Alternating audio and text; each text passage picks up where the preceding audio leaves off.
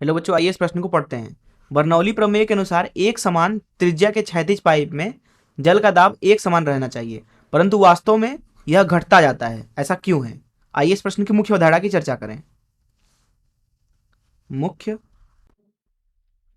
अवधारणा देखिए, इस प्रश्न में बात की जा रही है बर्नौली के प्रमेय की, तो इसलिए हम पहले समझ लेते हैं कि बर्नौली का प्रमेय कहता क्या है। बर्नौली के प्रमेय के अनुसार जो हमारे पास में द्रव है, अगर वो आदर्श द्रव है, आदर्श, तो उसके अंदर कोई घर्षण नहीं होना चाहिए, कोई उसके अंदर घर्षण नहीं होगा, घर्षण शून्य होगा। इस अवस्था में जो ऊर्जा होती है वो दरअसल संरक्षित होती है। प्रवाह होने वाले जो द्रव होता है उसके पास तीन तरह की ऊर्जा होती है: दाब ऊर्जा, गतिज ऊर्जा और गुरुत्वीय स्थितिज ऊर्जा।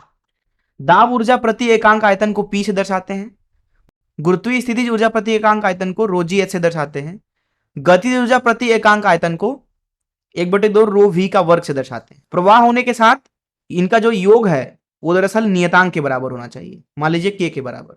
और ऐसा तभी होगा जब जो द्रव हमने लिया है वो आदर्श होगा, अर्थात उसके अंदर कोई घर्षण नहीं होगा। अब अगर जो पाइप है वो मान लीजिए क्षैतिज है, यहाँ पे हम बोलते हैं कि जो पाइप है हमारे पास में वो अगर क्षैतिज है, तो क्षैतिज पाइप के लिए हम लोग बोलेंगे कि जो H होगा वो क्या होगा, नियत होगा।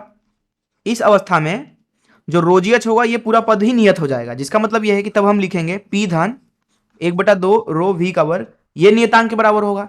मान लीजिए एक नया नियतांक k डैश के बराबर होगा। तो इस मुख्य अवधारणा का इस्तेमाल करके चलिए प्रश्न को हल करते हैं। यहां पर बात की जा रही है एक क्षैतिज पाइप की, जिसकी जो त्रिज्या है वो एक समान है। तो यहां पे एक समान त्रिज्या वाली एक क्षैतिज पाइप बना लेते हैं कुछ इस तरीके से। ये हो गई एक समान त्रिज्या वाली क्षैतिज पाइप, अर्थात प्रत्येक बिंदु का यहाँ पे जो अनुप्रस्थ काट क्षेत्रफल है वो बराबर है। यहाँ का अगर a है तो यहाँ का भी a है और यहाँ का भी a है, सभी जगह का क्षेत्रफल a है। हम मान लेते हैं कि ये पहला बिंदु है 1 और ये दूसरा बिंदु है 2। मान लीजिए यहाँ पे जो द्रव की गति है वो मान लीजिए v1 है और यहाँ की v2 है। पाइप क्षैतिज है। अब जो यहाँ पे द्रव है उसकी घनत्व तो नहीं बदलेगी, अर्थात रो जो होगा वो लगभग क्या होगा, नियत होगा। घनत्व के न बदलने की वजह से यहाँ पे 1 सेकेंड में जितना पानी अंदर घुसेगा बिंदु 1 से, उतना ही बिंदु 2 से निकल जाना चाहिए, नहीं तो घनत्व बदलने लगेगा।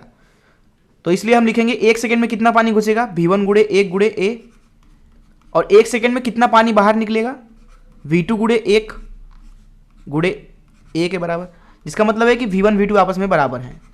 अर्थात हम बोल सकते हैं कि अगर जो पाइप है क्षैतिज है और उसका जो अनुप्रस्थ काट क्षेत्रफल है वो नहीं बदल रहा है, इस अवस्था में उसकी गति भी नहीं बदलती है, जो प्रवाह होने की गति होती है। अब अगर क्षैतिज पाइप के लिए हम बर्नौली का समीकरण लगाएं तो वह होता है P धन 1/2 ρv का वर्ग नियतांक के बराबर, जो कि हमने k डैश माना था पीछे। अब यहाँ पे जब गति भी नियत हो गई, क्योंकि v1 v2 बराबर है, तो हर एक जगह पे जो प्रवाह की गति है वो बराबर हो जाएगी। तो इसका मतलब है ये भी नियत हो गया, जिसका मतलब है कि P भी नियत हो जाएगा, मान लीजिए k डबल डैश। इसका मतलब है कि यहाँ बिंदु 1 पर जो दाब है जिसको हम P1 बोल देते हैं, और बिंदु 2 पे जो दाब है मान लीजिए P2 बोल देते हैं, ये दोनों बराबर होने चाहिए थे।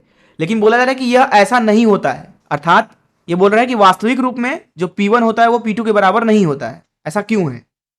देखिए, ऐसा इसलिए है क्योंकि जो वास्तविक द्रव होता है, जो कि पानी होता है, उसकी कुछ न कुछ श्यानता होती है, अर्थात उसके अंदर घर्षण होता है।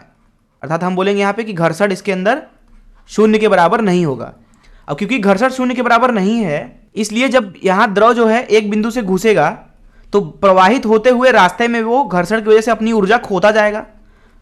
अपनी ऊर्जा खोने की वजह से उसकी जो कुल ऊर्जा है वो घटनी चाहिए।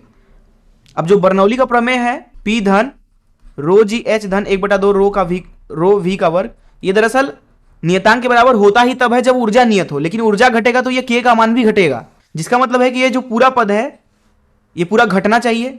अब जैसा कि हमने देखा कि h नहीं बदल रहा तो ये नियत है, v भी नहीं बदलेगा तो ये भी नियत है। तो ये दोनों चीजें जो हैं वो नियत हैं क्षैतिज पाइप के लिए। और अनुप्रस्थ काट यहाँ पे क्योंकि बराबर है तो गति भी बराबर है, इसलिए अगर इस पूरे पद को घटना है तो यहाँ केवल दाब बचा जो घटेगा।